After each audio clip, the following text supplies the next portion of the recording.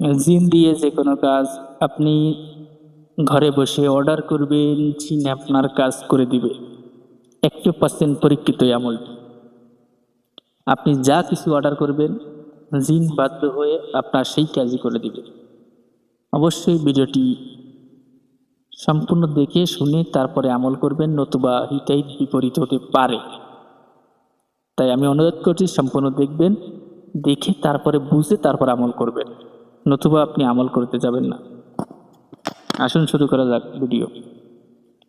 প্রিয় দর্শক, এই মুহূর্তে স্ক্রিনে যে নকশাটি দেখতেছেন, এই নকশাটি সুন্দর করে 101টা কাগজে নকশা আকারে তাবিজ আকারে লিখবেন এবং 101টি আটার গুলির মধ্যে ভরে নদীতে ফেলে দিবেন এবং আমলটি করবেন বৃহস্পতিবার। এবার একদিন পরে আবার একটি নকশা লিখে নিজের সাথে দিবেন, একদিন ওভার করবেন। আবার পরের দিন আরেকটা নকশা লিখে যেখানে আপনি জিন আনাজ চাচ্ছেন সেখানে মাটির নিচে পুঁতিয়ে রাখবেন।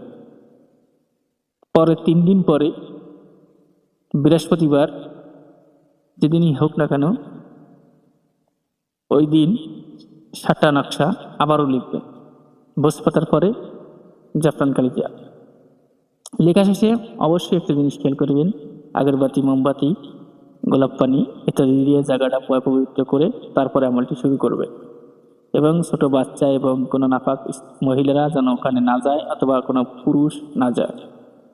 আপনি মহিলা হোক পুরুষ হোক যে হোক আপনি করতে পারবেন। অবশ্যই আপনার শরীরের মধ্যে সাহস থাকা অবশ্যই দরকার, সাহস না থাকলে এই আমলটি করবেন না।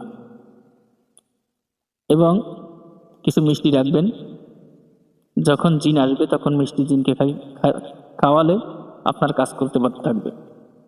এবং যে 7টা নকশা আপনি লিখছেন, 7টা নকশা এটা একটা নকশা করে আগুনে জ্বালাবেন গভীর রাতে, রাত 2টার দিক।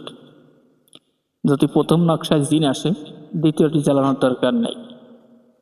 মোট 7টার মধ্যে যে কোনো একটায় জিন এসে আপনার কাছে সালাম দিবে, আপনি সালামের উত্তর দিবেন এবং আপনার কাছে কাজ চাইবে।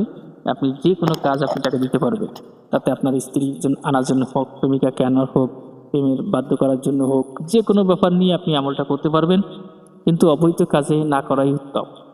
আশা করি আপনাদের আমলটি বুঝতে পারছি এবং আমলটি করার আগে অবশ্যই উজু গোসল করে পাক পবিত্র হয়ে তারপরে আমলটি করবেন।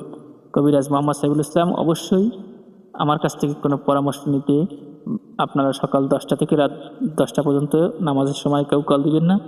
আর বিশেষ করে বশীভূতের কাজ, শত্রু দমনের কাজ, এই দুটো কাজ ব্যতীত অন্য যত কাজ আছে আপনাদের তদবির লাগলে আপনারা নিতে পারবেন। আর এই দুটো কাজ যা মাল জিনিস খরচ হবে, সম্পূর্ণ মাল আপনি নিজেই নিয়ে আসতে হবে, নিয়ে এসে বসে থাকবেন, লিখে দিলে আপনি নিয়ে চলে যাবেন। চালানের কাজ ব্যতীত, বশীভূতির কাজ, এই কাজ ব্যতীত আপনার খরচ বহন করতে হবেই, অথবা নিজের কাজ নিজে করবেন, মেসেজ বা কমেন্ট করবেন না। ধন্যবাদ। আসসালামু আলাইকুম ওয়া রাহমাতুল্লাহি ওয়া বারাকাতুহু।